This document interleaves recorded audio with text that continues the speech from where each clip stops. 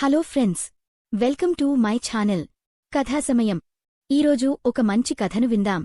తొలిరాత్రి రోజు తలనిండుగా ఓ 10 మూర్ల మల్లెపూలు పెట్టారు.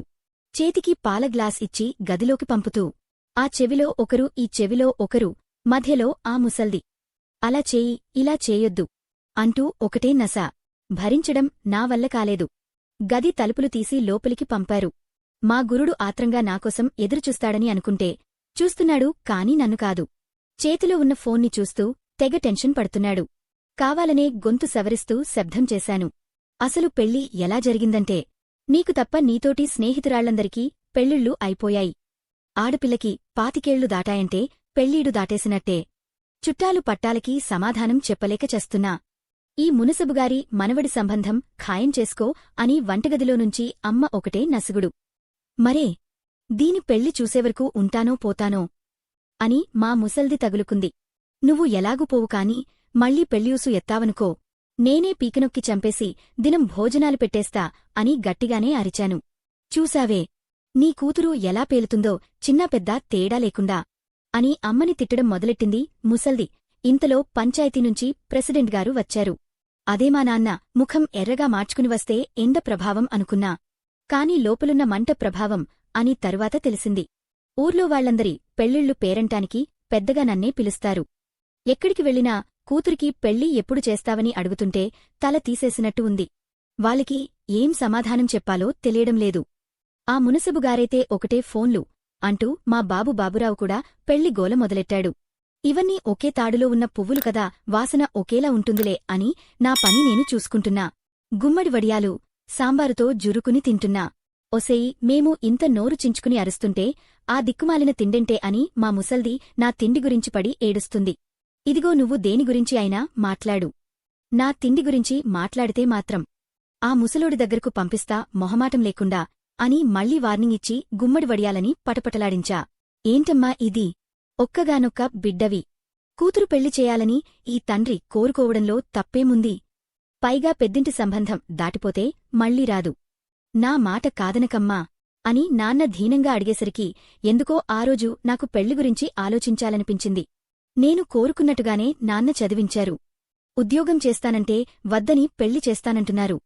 ఏం చేయాలా అని ఆలోచిస్తూ టేబుల్పై ఉన్న ఆ మునసబు మనవడి ఫోటో చూశాను. కుర్రాడు ఎర్రగా బుర్రగా బాగానే ఉన్నాడు. పైగా బాగానే చదువుకున్నాడు. ఉద్యోగమే కదా, పెళ్లయ్యాక ఒప్పించి చేసుకుందాంలే. వీళ్ల పెళ్లిగోలికి ఫుల్ స్టాప్ పెట్టాలని నిర్ణయించుకుని మునసబు మనవడికి గ్రీన్ సిగ్నల్ ఇచ్చేశా. మీ ఇష్టం నాన్నా అని నా నోటినుంచి మాట రాగానే ఎన్నికలు లేకుండానే ఎమ్మెల్యే అయిపోయినంతగా ఫీల్ అయిపోయాడు మా ప్రెసిడెంట్ బాబురావు. ఊరంత పందిరేసే సీన్లేదు కాని ఉన్నంతలో ఆర్భాటంగానే పెళ్లి చేశారు. కాని పెళ్లి ముహూర్తాలు పెట్టడం మొదలు ఆ మునసబు ఫ్యామిలీ నుంచి నస మొదలైంది. ప్రతిదానికి అడ్డుపుల్లే. అది చెప్పలేదు, ఇది చెప్పలేదు, పద్ధతి తెలియదా, ఇదేం సాంప్రదాయం అంటూ నాన్నని నానా మాటలు అనేవారు. ఆడపిల్ల తండ్రిననో ఏమో కాని ఎప్పుడూ ఎదుటోడిపై మీసం మెలేసిమరీ సమాధానం చెప్పే మా నాన్న నా పెళ్లి విషయంలో మాత్రం తన పెద్దరికాన్ని వదిలిపెట్టి ఆడబిడ్డ తండ్రిగానే తగ్గి ఉన్నారు. బూరెల్లో పూర్ణం ఎక్కువలేదని, గారెలకు చిల్లు పెద్దదైందని ఇలాంటి ప్రతి పనికిమాలిన దాని గురించి రచ్చ చేశారు. నాన్న మాత్రం చాలా సహనంతోనే నన్ను అత్తవారింటికి పంపుతూ జాగ్రత్తమ్మా అని వలవలా ఏడ్చేశారు. వామ్మో, మా బాబురావు ఏంటి పెళ్లి అని తెగగోలచేసి ఇప్పుడు పోతుంటే ఏడుస్తున్నాడేంటి అని అనుకున్నా కాన్ని బిడ్డ బాధ్యత తీర్చినప్పుడు కాని నాకు ఆ బాధ అర్థం కాదులే అనుకుని అత్తారింట్లో అడుగుపెట్టా. ఉదయం పెళ్లి అయింది. సినిమాల్లో మాదిరిగానే రాత్రి శోభనంకి తెగ హడావిడి చేస్తున్నారు. తెల్ల చీరకట్టి మోపుడు పూలు తల్లో పెట్టి జాతరకు రెడీ చేసినట్టు చేశారు. ఎహే, అన్ని పూలు తల్లో పెట్టుకోమంటారేంటని విసుక్కునగానే అదేదో చేయకుడని నేరం ఘోరం అన్నట్టుగా అమ్మలక్కలు చూశారు. ఇక పాల గ్లాస్ చేతికిచ్చి శోభనం గదిలోకి పంపుతూ ఆ చెవిలో ఈ చెవిలో ఏదోదో వాగుతూనే ఉన్నారు. ఒకరేమో రెచ్చిపోకు అంటారు, నేనేదో గంగిరెద్దునన్నట్టుగా. ఇంకొకరేమో ముందు అబ్బాయి, ఆ తరువాతే నువ్వు, ఏది కావాలన్నా ఇవ్వు అని ఒకరు, వద్దని చెప్పని ఇంకొకరు. ఒసే, ఇది నా శోభనమా, లేదంటే బలియడానికేమైనా పంపుతున్నారా? పొండెహే అని అరవాలనిపించింది. కాని ఏం చేస్తాం, తలదించుకోవాలి, తగ్గుండాలి అని మా ముసల్దాని మాటలు గుర్తొచ్చి ఆగిపోయా. తీరా లోపలికి వెళ్లేసరికి మా గురుడు ఆత్రంగా చూస్తున్నాడు. నాకోసం కాదు, ఫోన్ని. పెళ్లి ఫిక్స్ అయిన తరువాత అతనితో మాట్లాడింది 2-3 సార్లే. పెళ్లి హడావిడిలో సరిగా మాట్లాడుకోలేదు. ఇంతలోనే కథ ఇంత దూరం వచ్చేసింది. చొరవ తీసుకోవద్దని నా చెవిలో అమ్మలక్కలు చెప్పారు కాని దీనమ్మ జీవితం కట్టుకున్నోడి దగ్గర మనసు విప్పి మాట్లాడుకునే స్వాతంత్ర్యం కూడా లేదా అని అనిపించింది. కావాలనే గొంతు సవరిస్తూ శబ్దం చేశా. దాంతో పాల గ్లాస్ తీసుకుని పక్కన కూర్చోబెట్టుకున్నాడు. కాని మాటిమాటికి ఫోన్లో టైం చూసుకుంటూనే ఉన్నాడు. ఇంతలో బయటనుంచి ముహూర్తం ముహూర్తం అని అరుపులు, గోలలు. మనోడు కంగారుగా లైట్లు ఆర్పేనా అని అడిగాడు. ఏంటి ఆర్పేసేది? ఇక మాట్లాడుకోవడాలు ఏంలేవా అని కాస్త విసురుగానే అడిగాను. అంటే అది జరగాల్సిన టైంలో జరగాలికదా, ముహూర్తం దాటిపోతుందేమో అని మొహమాటపడుతూనే అన్నాడు. నాకు విషయం అర్థమయ్యింది. ఛీ, ఏంటో ఇది కట్టుకున్నోడు కూడా అర్థం చేసుకోలేకపోతున్నాడు అని ఫీల్ అయ్యా కాని చెప్పుకునే అవకాశం కూడా నాకు దొరకలేదు.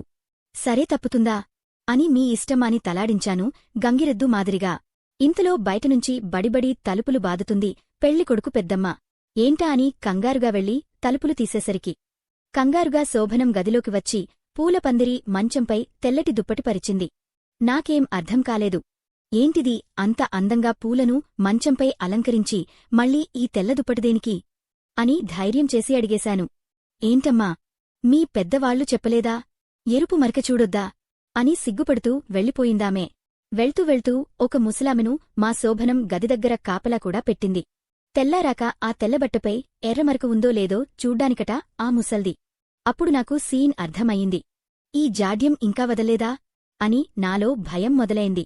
కన్యత్వ పరీక్ష పేరుతో తొలిరాత్రే నన్ను మానసిక క్షోభకి గురిచేయడం తట్టుకోలేకపోయాను. రక్తపు మరక కనిపిస్తేనే నేను కన్యనా? లేదంటే కానా? ఒకవేళ మరక కనిపించకపోతే నా బతుకు మసకబారినట్టేనా? నాకు క్యారెక్టర్ లేనట్టేనా? వాళ్లందరి ముందు దోషిగా నిలబడాల్సిందేనా? ఈ అనాగరికతకు నేను కూడా బలికావాల్సిందేనా అని నన్ను నేను ప్రశ్నించుకున్నాను. ఇంతలో బయటనుంచి కానియండి, ఇక ముహూర్తం దాటేస్తుంది అని ఆ ముసల్ది అరుపులు. మనసు పంచుకుంటాడనుకున్నవాడు మంచం పంచుకోవడానికి ఆ తెల్లటి దుప్పటి పరుచుకుని నన్ను పరీక్షించడానికి రెడీగా చూస్తున్నాడు. అప్పుడు నాకు అనిపించింది, నేను వచ్చింది మనసు మెచ్చి శరీరాన్ని పంచుకునే శోభనంగదికి కాదు, బలికావడానికే వచ్చిన బలిపశువు గదికని. నేను ఏ తప్పు చేయలేదు కాని కన్యత్వం పేరుతో తొలిరాత్రి ఆ పరీక్షకు నా మనసు అంగీకరించలేదు. నా మనసాక్షిని చంపుకోలేక దుప్పటిని విసిరికొట్టి గది తలుపులు తీసుకుని బయటకు వచ్చేశా. ఉదయాన్నే పంచాయతీ పెట్టారు కాని నాన్న నా వైపే ఉన్నారు. ఆయన చేయి మళ్లీ మీసం మీదికి వెళ్ళింది. ఆ టైంలో నాన్నని చూస్తే నాకు చాలా గర్వంగా అనిపించింది. నన్ను కట్టుకున్నవాడ్ని మనసు విప్పి మాట్లాడుకుని నిర్ణయించుకోమన్నారు. అతను నా మనసుని అర్థం చేసుకున్నాడు. కట్టుకున్నదాన్ని కట్టుబాట్లకు ఓకే అన్నాడు. అప్పుడు బలిచేసేతత్వం తనది కాదని అర్థం చేసుకున్నాను. ఆ తర్వాత మేం అనుకున్నట్టుగానే కోరుకున్న విధంగా ఆ కార్యం ముగిసింది. మరో ముహూర్తంలో కాదు, మాకు నచ్చిన సమయంలో. ఇంకా ఆచారాలు అంటూ అమ్మాయిల బ్రతుకులు చీకటమేమయ్యే రోజులు పోలేదని మనసులో అనుకుంది. ఈ వీడియో నచ్చితే లైక్ చేయండి. అలాగే ఈ కథపైన మీ ఒపీనియన్ని కామెంట్ చేయండి. మా ఛానల్ని సబ్స్క్రైబ్ చేసుకోండి.